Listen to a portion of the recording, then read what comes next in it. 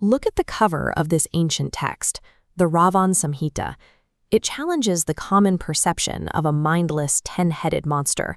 Instead, it points to a pioneer of Tantra, a master of the 4 Vedas, and a deep scholar of the 6 Shastras. His intellectual capacity came from the highest cosmic echelons. Mapping his family tree starts with Lord Brahma, extending to Sage Pulastya, then Sage Vishrava. But notice the tree branching out.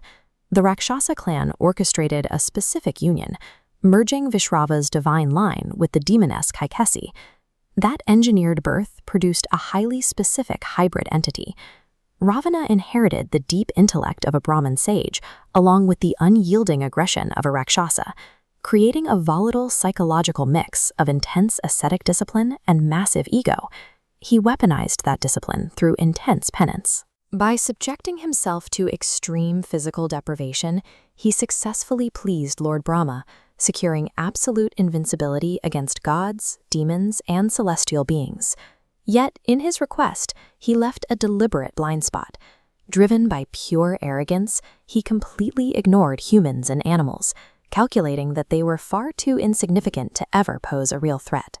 Looking at the freezing, snow-capped peaks of Mount Kailash, you get a sense of the extreme altitudes Ravana traveled to perform further penance. Here, he sought to prove his unparalleled devotion to Lord Shiva. This illustration captures the result of that dedication. Lord Shiva stands over a reverend Ravana, bestowing upon him the ultimate warrior's prize, the legendary, indestructible sword known as Chandrahas. With an indestructible sword in one hand and cosmic invincibility in the other, the relationship between Ravana and the heavens shifted. He no longer had to earn divine favor through penance. He now possessed the leverage to seize it by force.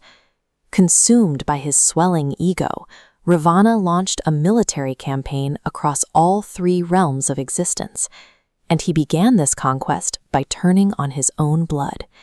He assaulted his half-brother Kubera, decimated the defending Yaksha army, and violently seized the Pushpaka Vimana, a divine, thought-controlled flying chariot. Imagine a dark, chaotic sky looking exactly like this storm, as Ravana invaded the underworld to confront Yama, the god of death. Their battle filled the air with an endless, high-speed rain of ancient spears and arrows. Thanks to his divine boons and sheer ferocity, Ravana absorbed the onslaught. He fought with such intensity that Death himself was forced to retreat from the battlefield. He then directed his forces upward. Alongside his son Meghanada, he successfully assaulted heaven, defeating the king of gods, Indra, and driving the celestial deities into despair. By subjugating the earth, the underworld, and the heavens, Ravana crowned himself the absolute ruler of the 3 worlds. His hybrid power was fully realized, setting the exact conditions for the universe to exploit the single fatal loophole he left in his original request. To break his absolute grip and restore cosmic balance, Lord Vishnu exploited Ravana's blank spot by incarnating as an ordinary mortal human, Rama. This illustration shows the circular paths of Brahma, Rama, and Ravana converging.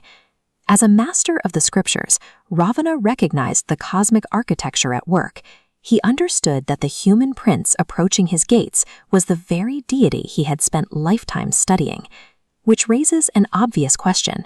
If he had the intellect to recognize God at his door, why did he refuse to simply surrender and preserve his empire? Surrendering contradicted his core identity. Backing down meant betraying his inherent aggressive nature and failing his absolute duty to protect the honor of the Rakshasa clan. Ravana chose a path of calculated self-destruction.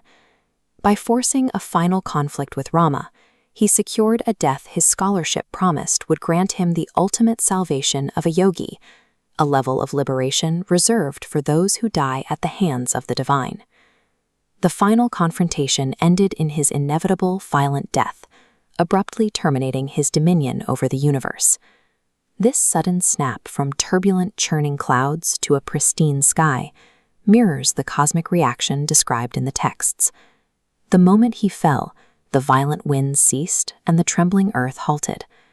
Ravana's trajectory proves that even supreme intellect and spiritual devotion can be poisoned by pure arrogance. Ultimately, though, even that massive ego was systematically utilized to serve the broader divine order.